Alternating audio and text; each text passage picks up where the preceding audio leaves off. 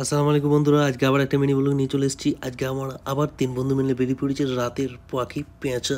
তো বেশি কথা না বাড়িয়ে শুরু থেকে শেষ পর্যন্ত ভিডিওটা দেখতে থাকো আর এনজয় করো। তো আমরা চলে এলাম রাতের অন্ধকারে, রাতের একদম কালো গাড়ি নিয়ে, কালো রাতে অন্ধকারে পার্টি করতে চলে এসেছি। গাড়ি এখানে পার্কিং করে দিলাম, হালকা করে ঠেসিয়ে দিলাম। চলো হ্যান্ড ব্রেক নামিয়ে আমরা এরপর ভেতর দিকে যাচ্ছি। ভেতরে ঢুকতেই দেখি একটা বাচ্চা ছেলে দাঁড়িয়েছি। কী ব্যাপার চলো একটা সাইড করে আমরা চলে গেলাম ভেতর দিকে। এখানে একদম লম্বা লাইন লেগে আছে, এখান থেকে টিকিট নিয়ে নিলাম। বেল এখানে বিলটা পড়ে গেছে 50 রিয়ালের কাছাকাছি একদম। এখানে প্রচণ্ড ভিড়।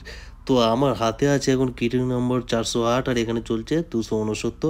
তো আমি একটু বাইরে চলে এলাম হালকা করে, এখানে একটু হাওয়া খেতে, বন্ধুদের সাথে গল্প করতে।